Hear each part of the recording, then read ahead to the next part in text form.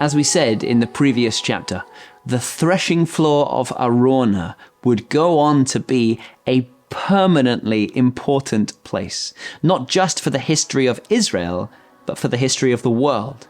That very place where the angel of the Lord stood that day and then allowed a sacrifice to be punished in the place of God's people, it was to be the place where the temple of God would be built. David recognizes as much. Perhaps it's revealed to him by the Holy Spirit. And so we read in chapter 22. Then David said, "The house of the Lord God is to be here, and also the altar of burnt offering for Israel," the place where sacrifices will be offered.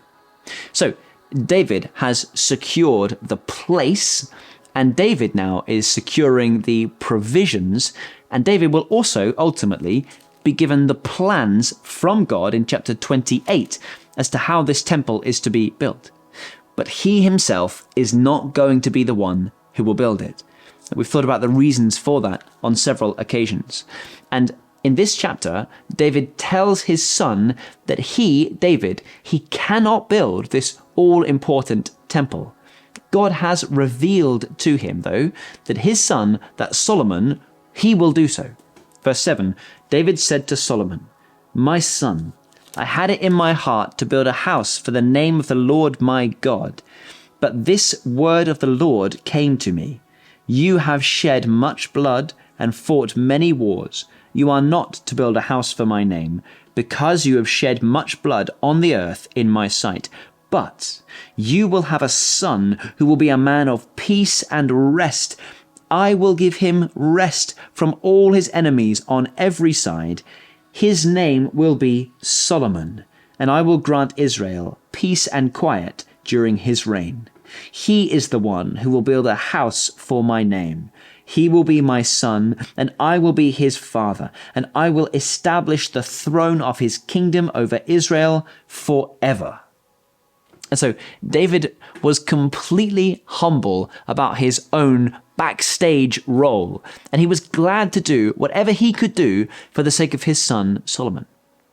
Now, in the same way that a father today might give a gift of a box of Lego to his son, David is doing basically the ancient world equivalent for Solomon. Really, he is.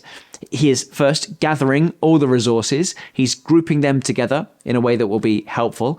He's providing, effectively, all the pieces that will be necessary for this construction project. In chapter 28, David will write out the plans. Think of the instruction book that comes in your Lego set. And he will hand all of this kind of construction kit onto his son, and he will effectively say, "Go ahead, my boy, get building."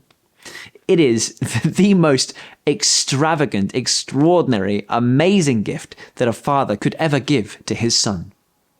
What I find so touching is the way that this father in David, he wants to see the best possible thing for his son, and he's willing to do what it takes to see his son succeed by helping him to grow into the man of God that he wants him to be. David could so easily have been a little resentful that his son would be the one who is forever known as the builder of the magnificent temple, when after all, it was him behind the scenes doing almost all of the work, right? Getting everything ready. But there is not a hint of envy or self-centeredness within David here. He is delighted to play second fiddle and to see his son excel. I heard a quote once that I think applies quite nicely to this scenario. The quote was, "You'll be amazed at how much you can accomplish if you don't care who takes the credit."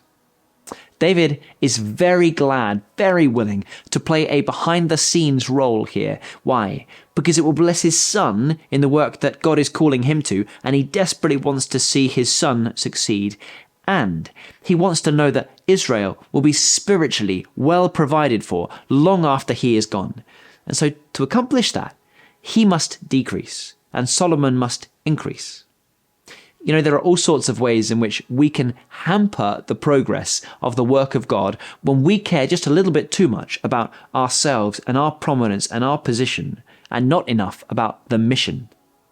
If we have limited time, limited talent, limited treasure, and we do, we should use what we do have to ensure that those who come after us will stand on the firmest possible footing. That we should use what we have to ensure that they have every possible opportunity to grow into the godly men and women that they ought to be.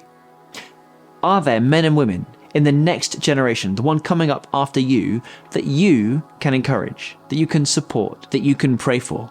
People whose gifts you can help develop, people who perhaps you could step aside and make way for, so that when you have happily gone to glory, the work of the kingdom of God might continue to go from strength to strength, because you invested what you had well, like David, not for your benefit, but for the future generations of the family of God.